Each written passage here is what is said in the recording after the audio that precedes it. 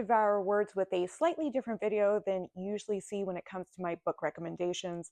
I love graphic novels, but I've actually been working on the Walking Dead series, and because that one has been going on forever, I haven't really been picking up other books. But today that's going to change because we're going to talk about Tall Water. The benefits of joining social media to talk to y'all about books is that, especially on Book Talk, y'all have shared so many amazing recommendations in the comments. And that's how I found out about S.J. Sindu. Someone suggested them, and I was like, okay. And I picked up the novel Blue Skin Gods. It blew me away. The other benefit of being on social media is that it not only connects you with other readers, it also connects you with authors. I do have a different social media account, which really I'm just posting everything that I do on there. And it was there that S.J. Sindu was like, if you like my other books, you should definitely check out my new graphic novel, Tall Water. And if you know anything about me, I'm very much a say less and a capitalist when it comes to books.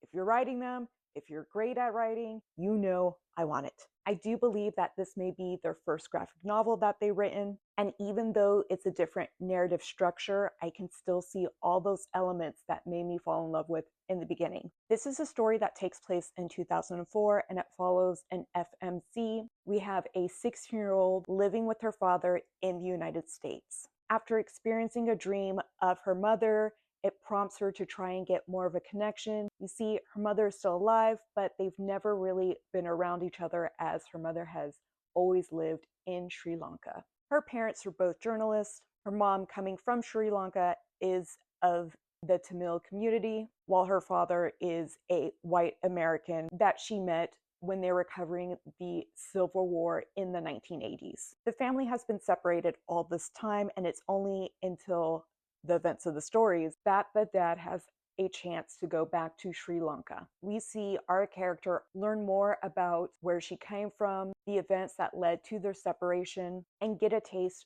for that journalism flair that is running through her veins. This book is clearly written for a young audience, but it does cover some serious subject matter, especially because if you're paying attention to the timeline, once they finally make it to Sri Lanka, it is December of 2004, and a natural disaster is about to strike. So even though you may want to check your trigger warnings, I think that it's one that most people should try and brave, just so that way they learn more about what happened to those nations when the tsunami struck, and also some of the events that precipitated the natural disaster. So like many of my reviews, I guess I'm going to sum it up and being like, yes, you should definitely pick up this graphic novel. If you've been reading some good graphic novels lately, make sure you put them in the comments below, because I am almost done with The Walking Dead and I am ready to read something new.